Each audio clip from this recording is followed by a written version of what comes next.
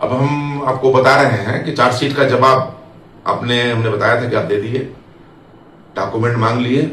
Document मांगने के बाद आरोप पत्र का आपको जवाब देना होगा।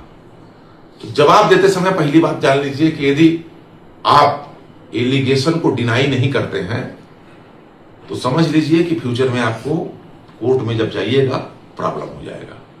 इसीलिए आप लिखते समय जरूर लिखिए I deny the allegation against me, या मैं अपने ऊपर लगाए गए आरोपों को अस्वीकार करता हूं। क्योंकि जब कोर्ट में जाइएगा तो वकील पहले लिखेगा कि चार्जशीट मिला, इंप्लाई ने आरोपों को अस्वीकार करते हुए जवाब दिया। ये पहला वर्ड वकील का होता है, आप उनके जो ड्राफ्ट को देखिएगा। इसलिए बहुत सावधानी पूर्वक इसको लिखिएगा।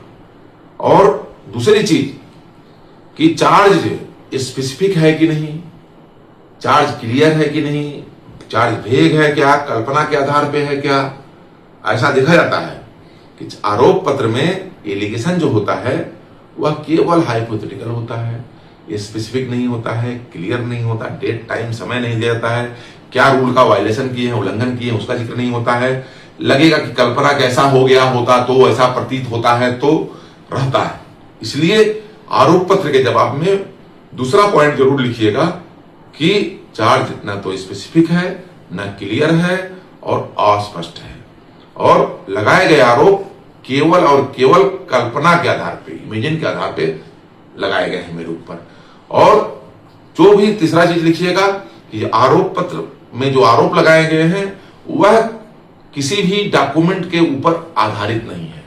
कोई गवाह ने इस तरह का आरोप मेरे ऊपर नहीं लगाया गया है, लेकिन इस तरह का एलिगेशन मेरे ऊपर सौंप दिया गया है।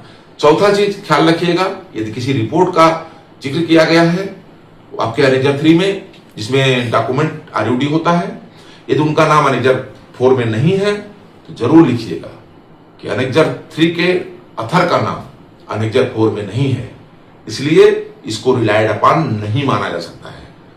पांचवा चीज, डॉक्यूमेंट सब नहीं दिया है तो ऊपर में ही लिखिए जहां डिनाई द एलिगेशन कि हमारे पास ये डॉक्यूमेंट मांगे थे, प्रभावी नहीं दिया गया, प्रभावी बचाव करना संभव नहीं है, अपना प्रतिवेदन तैयार करना संभव नहीं है। फिर भी हम अवेलेबल डॉक्यूमेंट में जवाब दे रहे हैं जो कि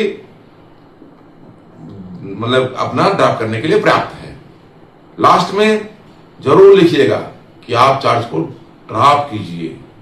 एक देखते हैं कुछ सरकारी यूनियन के लोग कहेंगे हम इंक्वायरी प्रोसीड करेंगे ओनली टीए बनाने के लिए। हम आरोप पत्र ड्राफ्ट करने की बात करेंगे, हम इंक्वायरी में क्यों जाएंगे?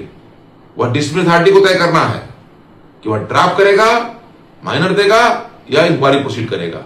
इसलिए हम लोग का जो कंसेप्ट है और कोर्ट का जो कंसेप्ट है हमने आपको स्पष्ट किया है। इसलिए आरोप पत्र का जवाब देते समय इसका ध्यान दीजिएगा। अगले वीडियो में और धन्यवाद।